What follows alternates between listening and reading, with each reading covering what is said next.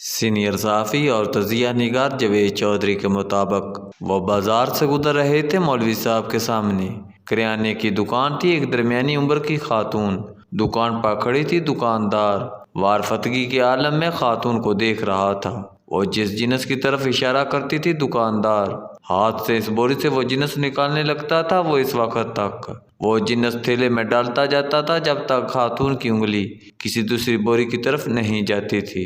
دکاندار دوسری بوری سے بھی اندھادھند جنس نکالنے لگتا تھا۔ یہ عجیب منظر تھا۔ دکاندار وارفتگی کے ساتھ گاہک کو دیکھ رہا تھا۔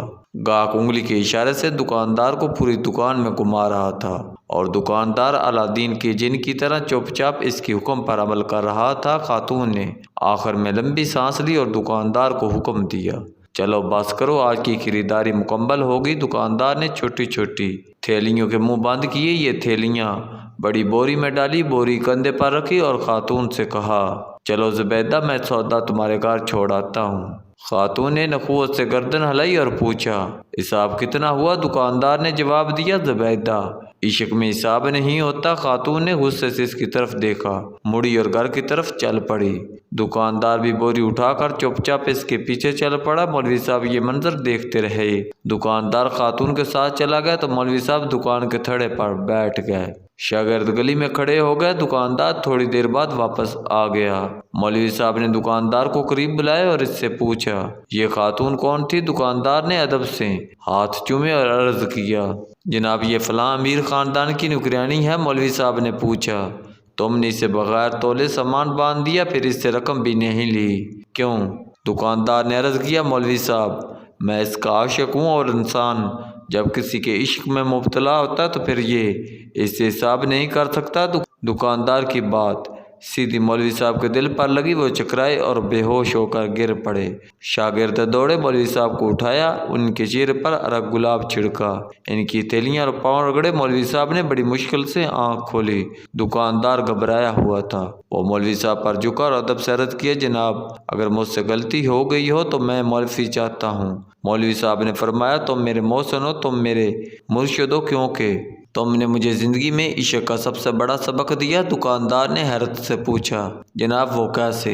مولوی صاحب نے فرمایا، میں نے جانا تم عورت کے عشق میں مبتلا ہو کر حساب سے بیگانے ہو، لیکن میں اللہ کی تسبیح بھی گن کر کرتا ہوں، میں نفل بھی گن کر پڑھتا ہوں، قرآن مجید کی تلاوت بھی اوراق گن کر کرتا ہوں، لیکن اس کے باوجود اللہ تعالیٰ سے عشق کا دعویٰ کرتا ہوں۔ تم کتنے سچے اور میں کس قدر جھوٹا عاشق ہوں۔ مولوی صاحب وہاں سے اٹھے، اپنی درگاہ پر واپس آئے اور پھر اپنے مرشد حضرت شمس تبریز کے ساتھ مل کر عشق کے 40 اصول لکھے۔ ان اصولوں میں ایک اصول بے حساب اطاعت بھی تھا۔ یہ مولوی صاحب مولانا روم تھے۔ یہ پوری زندگی اپنے مریدوں کو بتاتے رہے، اللہ تعالیٰ نے ہمیں نعمتیں دیتے ہوئے حساب نہیں کیا، چنانچہ تم بھی اس کا شکر ادا کرتے ہوئے حساب نہ کیا کرو۔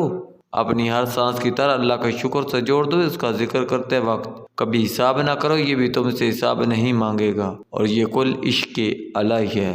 ملتان میں ہمارے ایک بزرگ ہیں شیخ صاحب، یہ زندگی کا بڑا حصہ مدینہ منورہ میں گزار کر ملتان تشریف لائے۔ شیخ صاحب کے مریدین کی تعداد لاکھوں میں ہے۔ یہ مجھ پر خصوصی مہربانی فرماتے ہیں، میں ان کے فرمان پر ان سے ملاقات کے لیے ملتان بھی گیا۔ شیخ صاحب نے خصوصی مہربانی فرمائی، میری ان سے تفصیلی ملاقات ہوئی۔ مجھے اس کے بعد شیخ صاحب کے پیغامات ملتے رہتے ہیں۔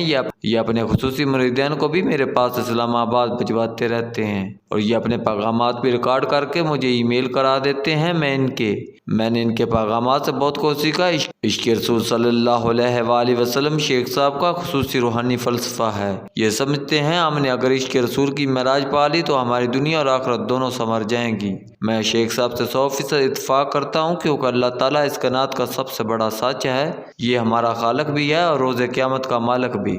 اور آپ خود فیصلہ کیجئے، دنیا کی سب سے بڑی سچائی، سب سے بڑا خالق اور سب سے بڑا مالک جس ہستی کو اپنا محبوب کہتا ہو، وہ ہستی کتنی بڑی ہوگی۔ اور ہم اگر خالق کے محبوب سے عشق کریں تو ہمارا خالق ہم سے کتنا خوش، ہم سے کتنا راضی ہوگا۔ میں شیخ صاحب کے فلسفے سے اتفاق کرتا ہوں۔ میں مولانا روم کے عشق کے 40 اصول کو بھی روحانی حقیقت مانتا ہوں، لیکن اس کے باوجود میرے دل میں کبھی کبھی عجیب گمان اٹھتے ہیں۔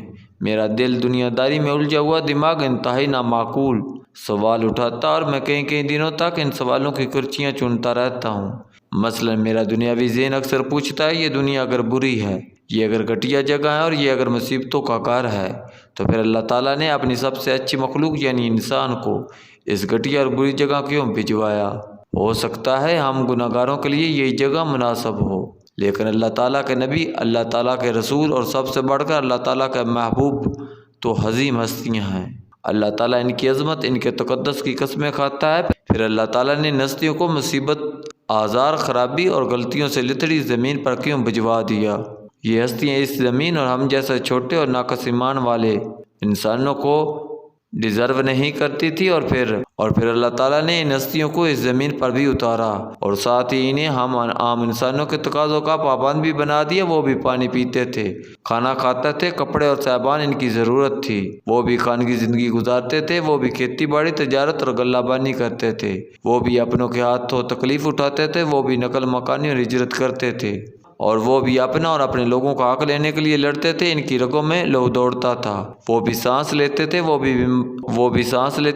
بھی بیمار ہوتے تھے، وہ بھی زخم کھاتے تھے، وہ بھی گھبرا کر اللہ سے مدد مانگتے تھے، اور تکلیف انہیں بھی تکلیف دیتی تھی۔ یہ دنیا ان میں اور ہم میں دونوں میں کامن ہے، ہم میں اور ان میں زندگی کے تقاضے بھی مشترک ہیں۔ وہ بھی آئے اور چلے گئے، ہم بھی آئے اور چلے جائیں گے۔ میرا ناقص دماغ اکثر سوچتا ہے یہ دنیا اگر واقعی بری جگہ ہوتی تو اللہ تعالیٰ کبھی اپنے محبوب کو اتنی بری جگہ نہ بھجواتا، اور اگر زندگی کے تقاضے بھی غلط اور برے ہوتے تو دنیا کو کوئی نبی گھر نہ بناتا، وہ شادی نہ کرتا، وہ صاحب اولاد نہ ہوتا، وہ بھیڑ بکریاں اور اونٹ نہ پالتا، وہ تجارت نہ کرتا، وہ جنگ نہ لڑتا، اور وہ کسی انسان کے پاس ملازمت اختیار نہ کرتا، مگر یہ وہ تمام دنیاوی معاملات ہیں جنہیں دنیا کے تقریباً تمام انبیاء اکرام نے نبھایا، اور دنیا کے تمام غوث، کتب، ابدال اور اولیاء اکرام نبھا رہے ہیں۔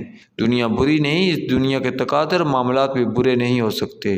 یہ برے ہوتے تو اللہ تعالیٰ کبھی اپنی اشرف ترین مخلوق کو اس دنیا میں بھجواتا، اور نہ ہی اپنے محبوب ترین نبیوں کو اس دنیا میں اتارتا۔ مگر سوال یہ ہے پھر ایشو کیا ہے؟